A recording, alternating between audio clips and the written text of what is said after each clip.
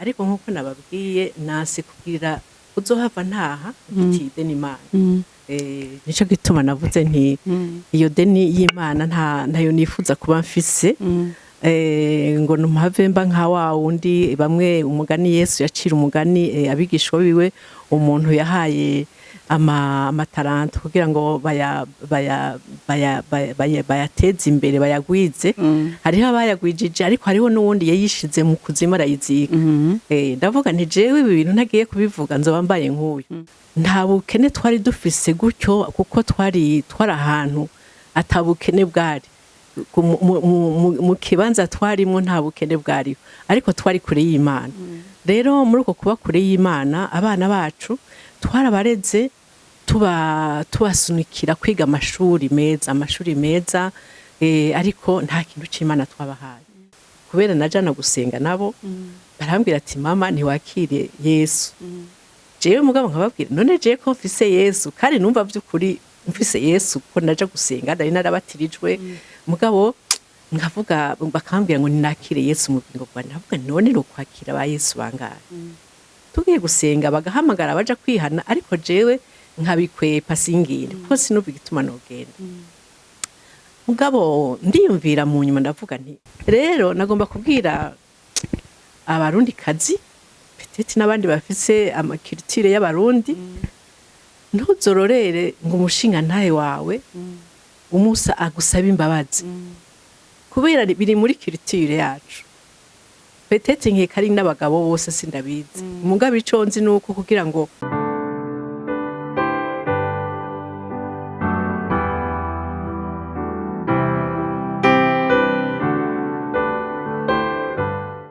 bakunzi bahori CANAAN TV ndanezerewe kandi gusubira guhura namwe kugira ngo tuganire. Uyu munsi Imana yatugiriye neza, yatuzaniye umushitsi, umuvyeyi w'inararibonye afise byinshi yabonye, afise byinshi ashobora kutuganiriza. Rero nukuri turanezerewe kumwakira kuri ino mboneshakure ya hori CANAAN TV. Turabakiriye muvyeyi mwiza, karibu kuri hori CANAAN. Ego rero imbere yuko tubanza kuganira twagira tubanze ngo mwidondorere abantu batabazi kugira ngo babanze bamenye uri ko arabaganiriza uwo ari we. Jewe novuga ngo nitwa Mami Françoise niko kazina kanje bampa. Hanyuma nkaba ndumuvyeyi ndumumami ndumwinararibonye bisi imyaka 74. Hanyuma ndubatse mugabo umushinga nayi wanje yaratashe. Turafise abana 6 n'abuzukuru 18. Kandi abo bose baracariho. Imana ishimwe cyane. Murumva rero ko twabazaniye umuntu afise byinshi byo kutuganiriza ariko imbere yuko atuganiriza reka tubanze dusenge. Mana datarugira byose uri mu ijuru, Mana yera, Mana nziza, tuguhaye icubahiro n'ishimwe bikubereye muri iki gitondo ciza. Kuri uyu munsi mwiza uduteye iteka ukaba utuzaniye umushitsi mwiza kuri ino mboneshakure ya hori CANAAN TV. Ndazi neza ko waduteguriye ibyiza byinshi uciye mu kanwa k'uyu muvyeyi. None ndakwinginze ngo mpwemu yera umurongore kugira ngo ibyo avuga vyose biheshe icubahiro izina ryawe kandi bishobora no gufasha imitima myinshi. Mwami wanje, Mana yanje, ndakwizeye ko uza kubana natwe kandi ukatugirira neza. Uhezagira abantu bose bazokumva biganira tuganirije aha hantu kandi bavyakire kugira ngo bishobore kubabera ikimazi, bishobore kubafasha muri runo rugendo duhuriramwo n'ibintu byinshi bitunaniza kandi bitugora. Mwami wanje uzobukoze. Ndagushimiye rero ko umwanya wose aza kumara hano aza kutubera umugisha natwe tukamubera uwundi, kandi nizera ko nibiganiro byose biza kugenda neza kuko Imana iri hagati muri twebwe. Ndagushimiye kandi ndakuninahaje icubahiro cyose kibicawe. Nkaba ndabisenze ndabyizeye ko byumvise mu izina rya Kristo Yesu. Amen. Amen. Rero turabakiriye cyane kandi tunezerewe gose kubona mwaje ngo muganirize abakunzi bacu. Rero ndaguhaye ikaze kugira ngo utangure kudusonorera ku gaseke watuzani kandi ndazi ko kuzuye tuza gukuramwo byinshi. Murakoze. Murakoze cyane. Nanje nanezerewe uno munsi ko kubona ndi ngaha kugira ngo ngire ico nterereye mu bwami bw'Imana.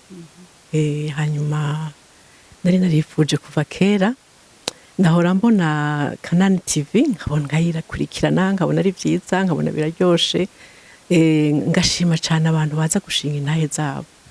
Hanyuma buhoro buhoro nanje ndavuga nti reka burya nanje ndafise ikintu notanga, kubera hari ico Imana yampaye muri iyo myaka yose.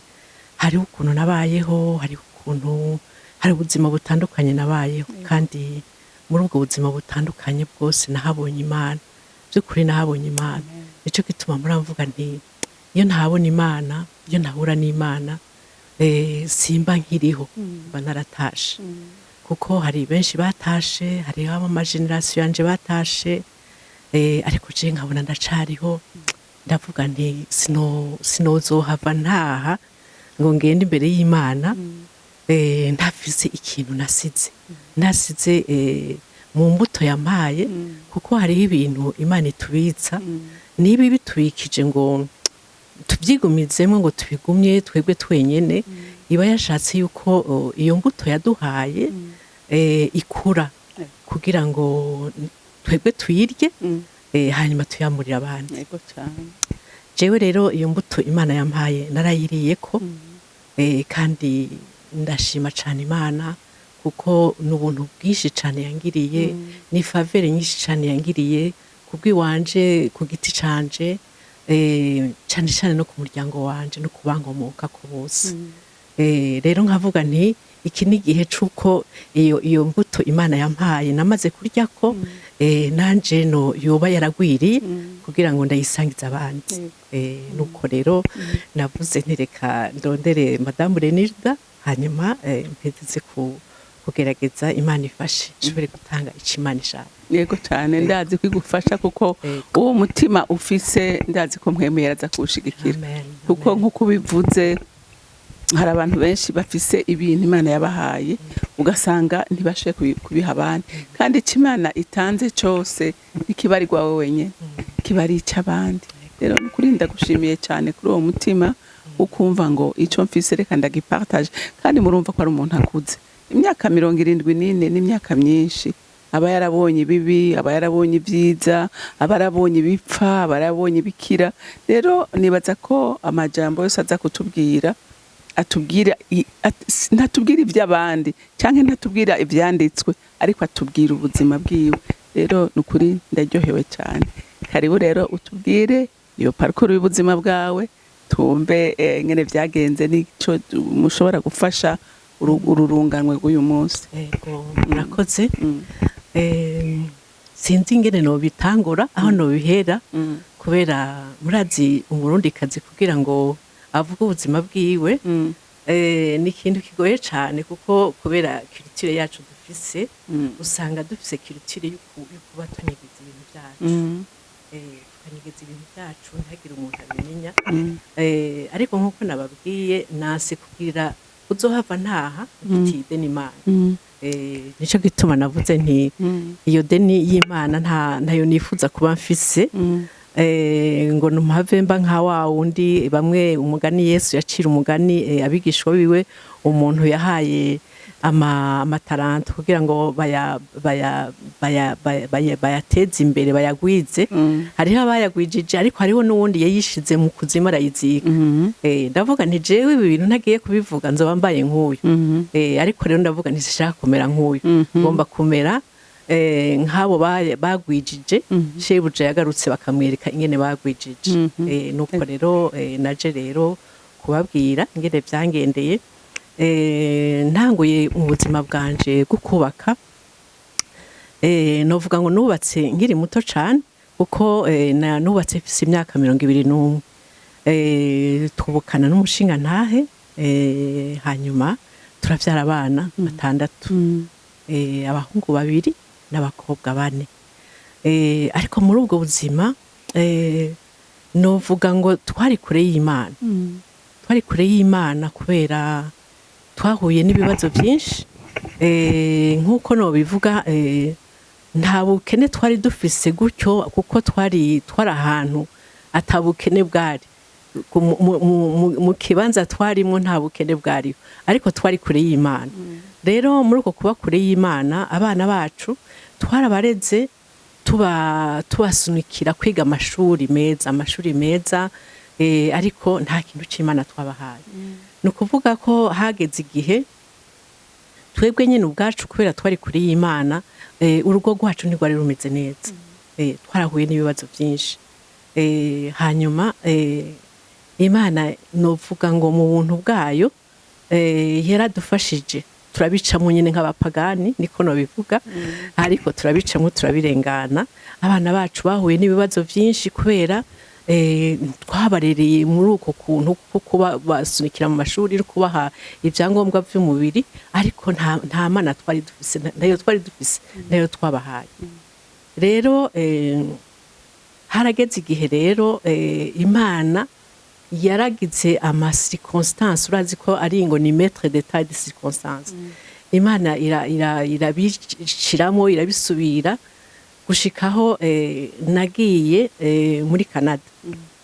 Ngenda muri Canada numva ata ngo rugo numva umengo ntago ngishaka, numva umengo rurabishe, kandi nkabona n'abana bose bagiye ku ishuri, nta mwana asigaye muhira, nsigarana n'umushinga ntahe, nkabona yuko nta kintu tugisa dusana, kuko mu by'ukuri urukundo rwamaho nasanze rutangwa n'Imana. Muri iyo myaka twabanye rero nta rukundo twari twifise, twabana nk'abapagani nyine. Ngiye muri Canada nshitseyo nsanga ubuzima bwaho buragoye. Sinagiye ngo ngiye kugumayo, ariko nagiye ku ma circonstances yabaye y'umuryango ko abana bose niyo bari. Sanga ndiko ndaja muri Canada, sanga ndiko ndatebayo. Muri uko gutebayo maze umwaka murantunga, maze umwaka ariyo ndi, ubuzima bwari bugoye. Sanga ni umunyarupangu, sanga nta modoka mfise, sanga ndinda gufata bisi kuko nta bisi nari naramenyereye gufata, nayo nigeze fata.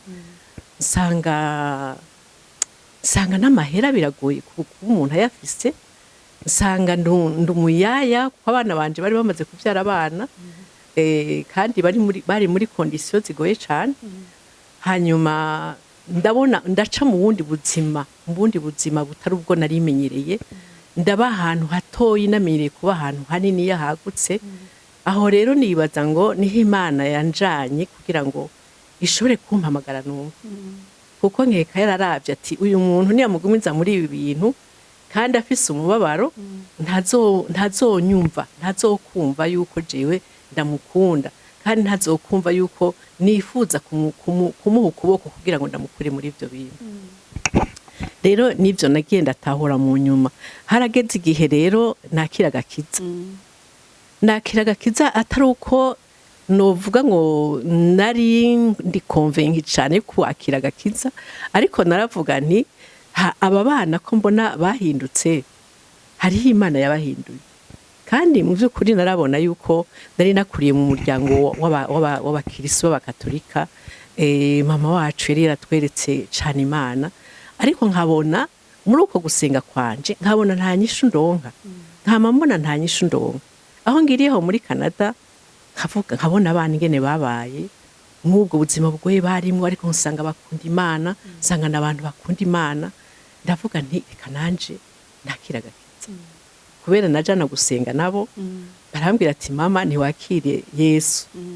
Jewe mugabo nkababwira none jewe ko mfise Yesu, kandi numva by'ukuri mfise Yesu ko naja gusenga, nari narabatirijwe. Mugabo nkavuga bakambwira ngo ninakire Yesu mu bingo bwa, ndavuga none no kwakira ba Yesu bangahe. Tugiye gusenga bagahamagara baja kwihana, ariko jewe nkabikwepa singire kuko sinumva igituma nogenda.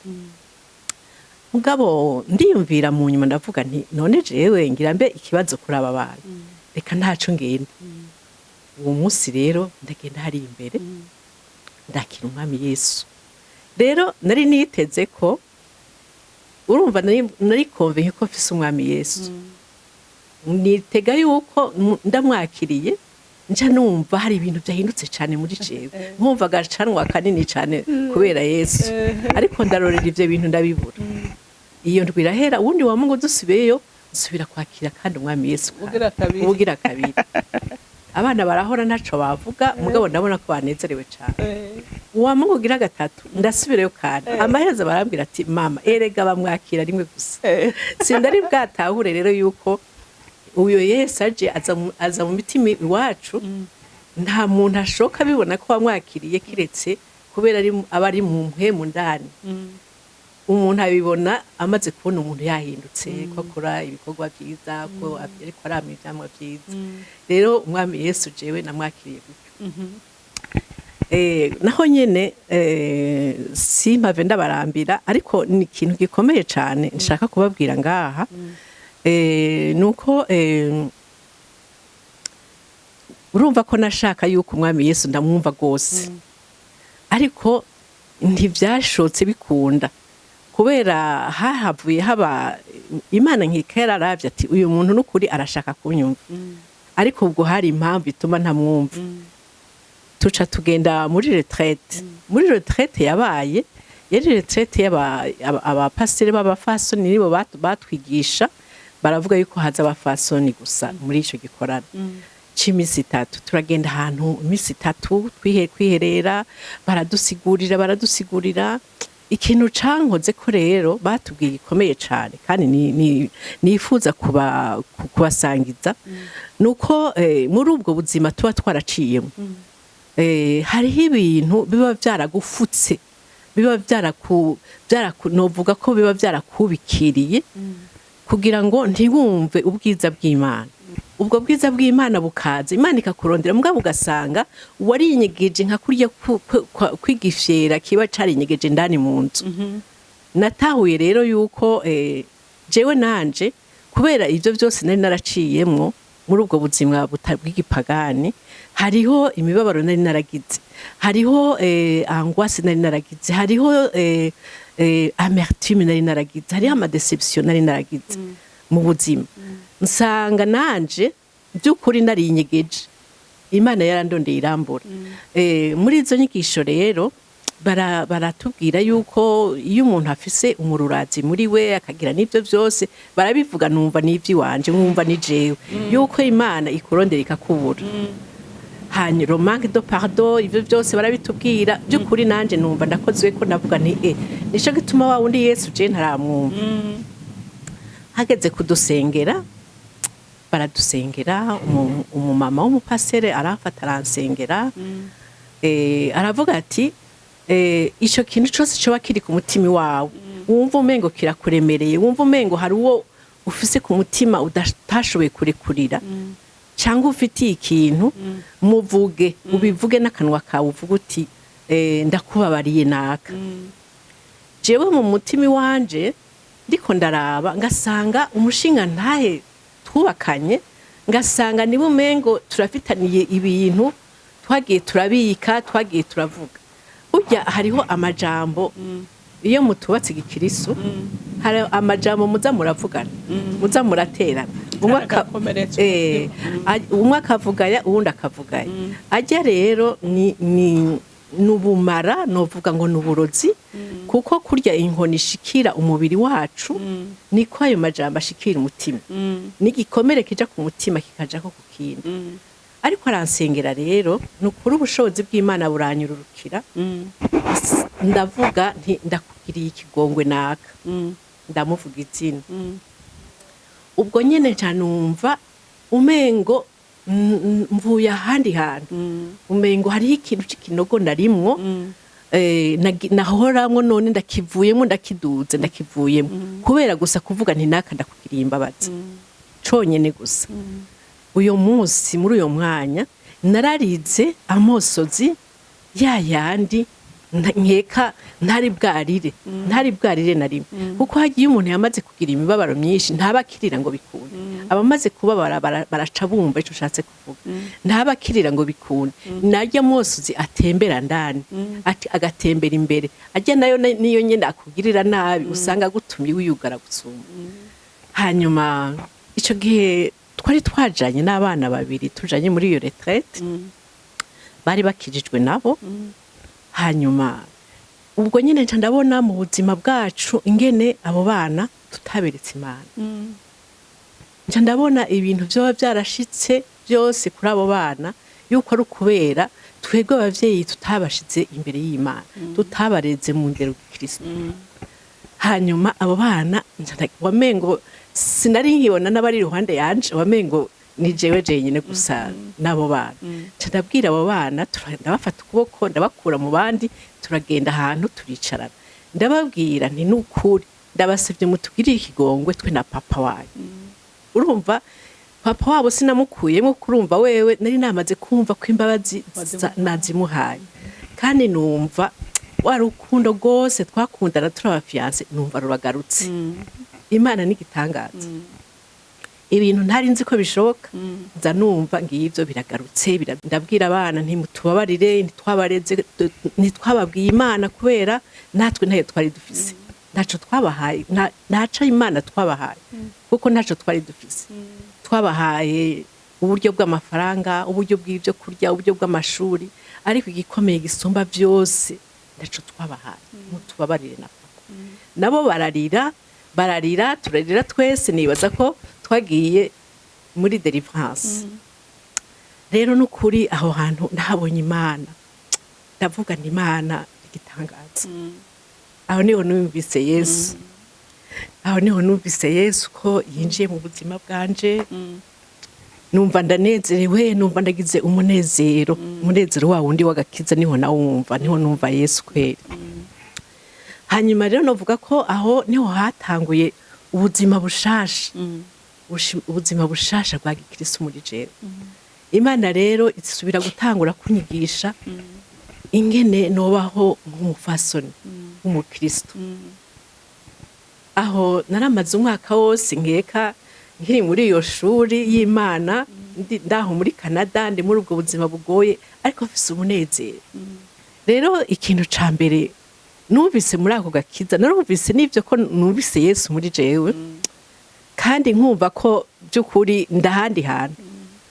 Ariko nkaguma nibaza nkabwira Imana, wundi munsi ndiko ndasenga mwijoro ndabwira Imana ntariko Mana murambabara ego ndavuga nti Imana none ko ivyanje byayangaye, ndavuga n'urugo rwanje rwarayangaye, abana banje nabo ukuntu bipanze ntibyari bipanze neza. Ndavuga ni none nta kundi ndakumenye ari trotane ntibigikunda. Ariko muri uyo mwanya ndumva ijwi rimbwira ngo ivyo byose uri kuranyereka biboze, uko nukuri byari biboze, ati nzobigusubiza biri muri ambaraje kati. Nukuri sindari bwamenye ijwi ry'Imana, kurumva nari nibereye umupagani. Hanyuma ariko ndavuga ni ndiki ikintu kimbwiye ibi bintu ce n'est pas normal. Reka rero ndavyandike, ndarondera agakane kanje ndavyandikamo ivyo bintu. Ndavuga nuko biri kose hari ikintu numvise, iki kintu sije ndacibariye. Hanyuma rero hararonge ndabona ciye mu ncamake, ndabona yuko Imana ari la resurrection. Ndabona ko Imana ishobora kuzura n'ivyo bintu byaboze, irazura urugo rwanje, irazura abana banje. Nsanga Imana by'ukuri iri la resurrection. Rero ico nashaka kubwira abariko baranyumviriza, hari ibintu byinshi cyane biba byaraparanganye mu buzima bwacu. Hari urugo ruba rwatugoye, hari abana baba batugoye kubera nkeka konsekansi, kuko ngo abana n'ivyamwa biva kuri twegwe papa na mama turi giti, hakaza ivyamwa biboze. Ariko nagomba kubabwira yuko hariho Imana ihindura, hariho Imana ari la resurrection. Muribuka Mariya na Marita, Yesu agiye kubaraba babuze musaza wabo, bakamubwira ati yuba ngaha ntiyari gupfa. Ariko yababwiye ngo erega jewe ndizuka. Nukuri nanje uyu munsi Imana yarambwiye ko ari zuka, kandi nahavuye ndayibona ko ari zuka. Yarazuye urugo nko nababwiye, umushinga ntaye wanje ndataha ndava muri Canada, nsanga Imana nawe yaramumaze kumukora ko nsanga yarahindutse, abana barahinduka, abana Imana ibagirira neza, twese tugirira neza. Nukuri Imana nizuka. Ntihagire uwo uzohava yibaza ngo ivyiwe vyamaze gupfa, vyamaze kubora, ngo Imana ntaco ikibikorako. Oya, Imana ni Imana, irafise ukuntu ibigenza, irafise ukuntu ivyoza, vyari vyaracafuye igasubira ikavyoza bikaba vyiza, bikaba bizima, hanyuma ugasanga biraryoshe. Nuko ngejeje ngaho rero turacabandanya kuganira. Numva vraiment biraryoshe kuko Imana igira neza.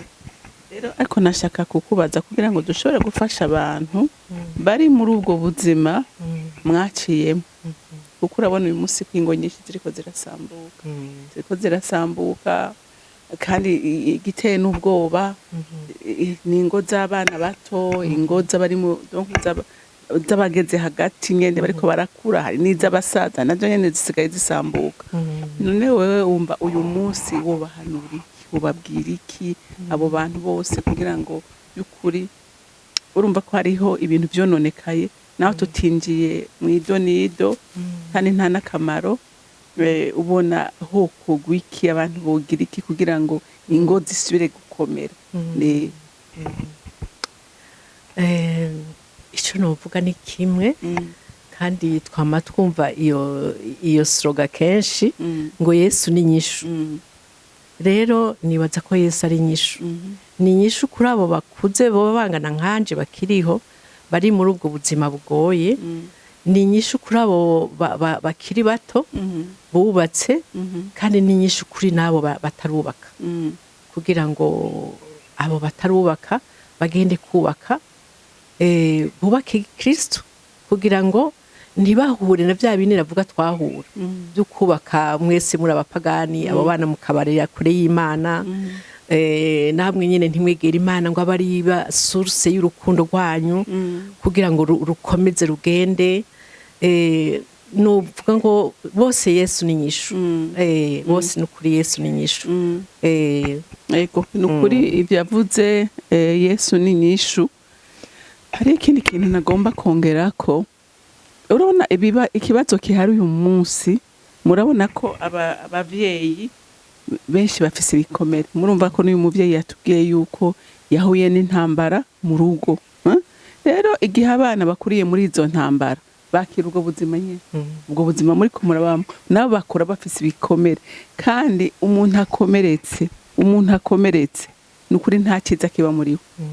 Yavuze ati umutima w'umuntu uragenda ugafukwa n'ivyo bibazo, agahinduka igitimbe, akumva nta buryohe bukiri mu rugo, akumva ubuzima burabishe. Kubera iki? Kubera ibikomere yagiye ahura navyo mu buzima bwiwe. Rero murumva mwabavyeyi mwe, murumva yuko kubaho ubuzima bubi, menya ngo uri kubuha umwana wawe, kandi uwo mwana wawe nawe azosubira agenda buhabiwe. Murumva nibikomere ku bikomere, n'ingorane ku ngorane. Rero bisigura ngo inyishu nimwe, utanga amahoro, utanga urukundo ni Yesu Kristo. Iyi si ntishobora kuguha amahoro, ntishobora kuguha umunezero, ntishobora kuguha urukundo, kuko iyi si yaranduye, yanduzwa n'umwasi. Rero igihe utinyegeje muri uyu mwami, biragoye by'ukuri ko ushobora gutanga ikintu kizima. Biragoye. Murumva ko nawe umunsi atabagwa, murumva ko yatabawe ari uko nawe hari ibintu akuye mu mutima wiwe. Urumva umutima wiwe waruzuyemo inzigo, warizuyemo urwanko, ntiyari yarahariye. Ari naco gituma no mu ijambo ry'Imana Yesu akunda kuvuga ngo nutaharire nawe ntuzoharirwa. Bisigura ngo udakuyemo umwanda uri mu mutima wawe, biragoye ko Yesu yinjira ngo aronke ikibanza. Rero nukuri tubabarane. Nagira ngaruke gatoyi kandi none umushinga ntayo wavuze ko atakiriho, none reconciliation yabaye gute wotubwira ngene byagenze gatoyi kugira ngo bumve ngene abantu bashaka gutunganya ibintu bikagenda neza. Rakoze nkuko nababwiye igihe basengera karekura narumvise muri jewe kurukunda namukunze kera rwagarutse nkumva aho nkavuga nti icomba nawe akamenya uyo Yesu namenye ibintu byogenda neza kandi nawe nyine akamererwa neza akaruhuka. Hanyuma nababwira yuko nukuri ni Yesu yanyigishije ingene no bigenza muri utwo tuntu dutandukanye yarambwiye Imana yaranyumvishije yuko muri uko gutaha kwanje nsubira kwiga ukundi gusha ingene shobora kubaka gikristo. Kubaka gikristo no kuvuga dukurikije ijambo ry'Imana rivuga ngo wa mugore ni wubahe umugabo wawe. Pempo uko bimeze umugabo mwubahe ni wamwubaha nawe azogukunda. Ico kintu Imana yarakimvishije ko cane nsubira kwiga ingene novuga n'akaju kakoroje kiyoroheje k'abafiance nyene murabibona nsubira kwiga ingene no muvugisha kumwe kwa kera. Nsubira kwiga kwicisha bugufi muri uko kwemera kwicisha bugufi n'ukwemera novuga ngo fierté yose umuntu aba afise hamwe wibaza ngo nakare si jewe nobona naratanguye si jewe noba ndi mu makosa gusumba we si ivyo byose ukabifuta ukavuga uti jewe ngomba kwicisha bugufi uyu mushinga ntahe ndamwereke ko ndahindutse ndamwereke ko ari ikintu cabaye uko naramubwira nti erega narakiriye agakiza akasha yitwengera akambwira ngo mbega ngo burya ngo irurudeho ntiwagiyemo kabiri kuko irurude nari naragiyemo kabiri nk'umukatolika ariko ndamubwira nukuri narakijijwe narakiriye Yesu. Hanyuma muri iyo processus yo gusubira kwiga kwicisha bugufi natashe nagarutse muhira hari ibintu byinshi cyane nemeye ndapfako kubera wewe yaba yiteze yuko bavasubira kumuvugisha kwa kundi kumwe kwa kera gipagani mugabo nsubira kwiga kumuvugisha neza nsubira kwiga kumuhebera nsubira kwiga kumwakira neza atashe nsubira kwiga kumubwira yuko ku meza hageze tugafungura tukicara nkamurorera ibintu ntaringikora naberuka kera tukira abageni. Ibyo byose Imana irabinyigisha. Hanyuma kupurufinire kugira ngo nyene ndamwereke yuko hari ikintu cahindutse Imana irambwira ati burya rero urarondera karyo muganira. Jewe nkama ndiko namubwira ntirega burya ndashaka ko tuganira urabona haheze iminsi tutari kumwe ndifuza ko tuganira. Urumva nk'ico ni ikintu ntahora nkora kandi camwereka nkeka ati uyu muntu none ashakira iki nkeka yaribaza ati uyu muntu agomba kumvugisha nabi canke agomba kumbaza hari raporo bamuhaye nkeka ingene nabayeho none nico camubuza yuko tusha tubonana. Ariko nkaja mu cuma ngasenga Imana nkavuga none gamana ko vyanse ko tubonana ndabigire gute nukuri naraririye Imana ico gihe cane. Uwundi munsi arambwira ati mbega burya wavuze ko ushaka ko tubonana ntego. Hanyuma arambwira ati duhurira ahantu turahurira aho hantu ndagenda turafungura ariko dufungura nkumva umenga aguma yibaza ibyo bintu byari byo mbega nibikagomba kumbwira nanje numva ntari yareze cyane ariko ndiko ndatabaza Imana ndakwinginze umbwira ingene ndabigenza. Hanyuma twaje gufungura ndamubwira nti burya rero narakubwiye ko nakijijwe n'akajwi kiyoroheje nyene bien sûr narakubwiye ko nakijijwe kandi jewe Imana yaranyeretse ukuntu twabanye nabi hari amajambo mabi twavuganye hari iki nukuri ndi jewe ndifuza yuko ku giti ciwanje wongirira imbabazi. Ndagenda priruwe ndamubwira kuva tumenyana nk'abafiance hari haheze nk'imyaka 40 ndagenda ndashika kuri iyo aho hantu twari tubonanye ubwa mbere ndamubwira ndifuza yuko wongirira imbabazi ku kintu cose noba narakubabaje guhera hariya gushika uno munsi ikintu noba narakubwiye kikubabaje ikintu noba naragukora kikubabaje jewe ungirira ikigongwe tutangure bishasha nukuri mbona ariyumviriye cane biramurengera hanyuma arambwira ati nukuri jewe ntaco mfise ndabivugako ndamubwira nti nukuri kandi ntagire ico bivugako kuko jewe nararonse umwanya uko vyiyumvira shiko cane kugira ngo nyene ndamumete yareze ntiyumve yuko hari ikintu arinda busurima kuca ambwira ndamubwira nti nawe aho uzoronkera umwanya wo kuvyiyumvira nawe uzoheza ugira ico bivuzeko mugabo jewe ndagusavye imbabazi hanyuma duhava turataha ubwo munsi nyene ku mugoroba nabonye efe y'ico kuko kuntu namusavye imbabazi nta jambo yavuze ngo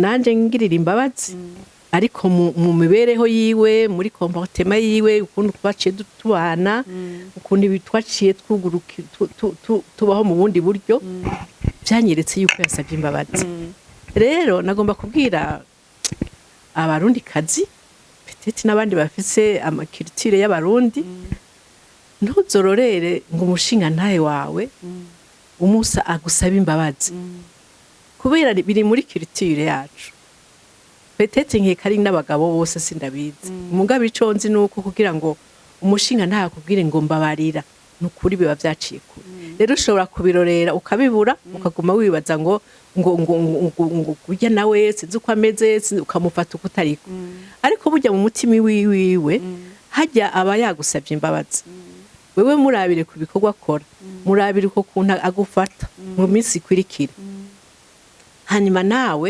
ntuwegeze ibindi uca ushishikarirako mwubake bishasha nuko rero vyagenze rero kuri Imana ishimwe cyane hanyuma ikindi nashaka kubabaza kugira ngo muravye ubuzima mwaciyemwo nagira ndababaze none mwabonye bigira ingaruka imeze gute ku bana kugira ngo ushobore no gutanga impanuro ku bandi bavyeyi bashobora kuba bikomporta nabi batazi ko bishobora kugirira ingaruka mbi abana none mwoshobora kubabwira ingene byagenze ingene ubuzima bwanyu bwagize ingaruka itari nziza ku bana banyu mvuze mu ncamake niko novuga kubera ubwo buzima bwari kure y'Imana twabayemwo igihe kirekire abana bageze gushika mu rugero bararondera amarapere nkeka bararondera icitegererezo ntibakibona mu bavyeyi abana rero bahavuye baja kurondera urukundo ahandi hari abana bacu bagiye kurondera urukundo ahandi ariko sinovuga ngo ntivyahereye ngaho biri muri bimwe Yesu yazura biri bimwe Yesu yazura akoza abana bagize ingo zabo bavyaye abandi bana nabo bandi bana bavutse Yesu arafise ukunda bigenza yarabogeje dusanga n'abana baryoshe n'abana beza dusanga nabuzukuru beza baryoshe none mwavuze yuko umushinga ntahe wa mwami ivyamwa uramwereka urukundo none we yahavuye yizera Imana yatashe yarizeye canke yizeye umwami cane gose imbere yuko ataha nk'umwaka imbere yarakiriye umwami Yesu yarakiriye umwami Yesu neza cane kandi arabiryohererwa kandi arumva ko nawe ashitse ahandi hantu ku buryo mu gihe yari arwaye ari ku bitaro asigaje nk'iminsi 2 ngo atahe abana baje kumusezera yaravuze ngo adusengere aradusengera isengesho ryiwe ryari isengesho ryiza cane riryoshe kuko yaravuze ngo arifuza yuko hoba amahoro mu rugo rwiwe yuko hoba amahoro mu bana biwe yuko hoba amahoro mu rugo rwiwe yuko twokwama mu mahoro amahoro y'Imana ico kintu twese caradutushije twese caradukozeko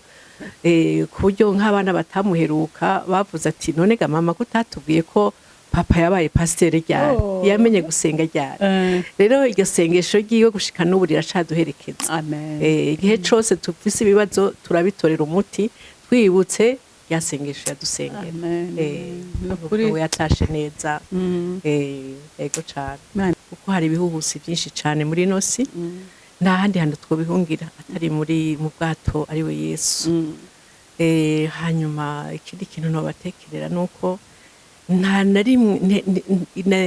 na rimwe biba ari total kugira ngo umuntu yinjire muri ubwo bwato nimba Imana ikiguteretse utarapfa ukaraba tuto yawe ugasanga hariho abagiye ukaba ukiriho ukaba wumva iyi message ukaba ukuze nkanje canke ukaba uri mu myaka yo hagati canke ukaba ukiri umuyabaga nibaza yuko ni umwanya wo kwinjira mu bwato bwa Yesu ni umwanya wo kwinjira mu bwato bwa Yesu Imana yaradutabaye iraduha ibintu bya internet na bya YouTube niki tukashobora kumva impanuro z'abandi tukashobora kumva ibyo abandi bacimwe bikatubera icigwa rero nibaza yuko ndifuza yuko ibi bintu mvuze byo kubaka imitima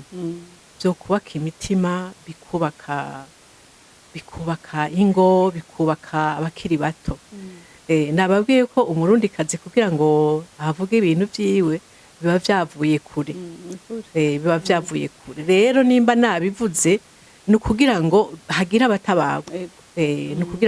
abatabagwa kandi ndasenga yuko hogira abatabagwa n'iri jambo hasigaye Imana ibagirire neza Imana iguhezagire neza ushishikare ku gikorwa c'Imana uriko amen murakoze cyane nukuri ndabashimiye gose yego nguyu umutima Imana ishaka Imana irakunda umutima witangira abandi yego nkuko abivuze kuza ugahagarara ukavuga ubuzima bwawe ukavuga ibyo waciyemwo nisigikorwa ushobora kwikoresha wewe nuko hariho Imana iri kwiramusuguma kugira ngo ashobore kugira icakoze rero ndabashimiye cyane gose Imana ibahezagire ngira nitwasubira kubikora ko muzotwitaba cyane gose yego murakoze yego namwe murakoze kuba mwakurikiranye kino kiganiro Imana ibahezagire reka rero turangize dusenga mwami wanje mana yanje turagushimiye akanya keza tubanye n'uyu muvyeyi ariko aradupartaja intahe yiwe n'ivy'igiciro kinini Imana uri Imana izuri vyapfuye uri Imana idakangwa n'ivyaboze kuko wewe uri hejuru ya vyose kandi utegeka vyose rero ndaguhaye icubahiro mwami Imana ku bikorwa vyiza wakoze mu muryango wiwe uyu munsi akaba afise umunezero abana biwe banezerewe mwami wanje mana yanje ndabigushimiye nizera ko ari n'indi miryango myinshi kubwiye ntahe izozuka ikava mu mwiza ikamurikirwa n'umuco wawe bakagirirwa neza kugira mwami Imana bagendere umugisha wabateguriye kuko ntaho gupfa rube n'umwe waremye abo waremye bose wabaremye kubw'umugambi mwiza none muvyeyi mwiza turagushimiye kandi turakuninahaje bicubahiro cyose n'amashimwe yose aba yawe kaba tubisenze tuvyizeye kuvyumvise mu izina rya Kristo Yesu amen mwarahezagiwe mugira umunsi mwiza amen murakoze cyane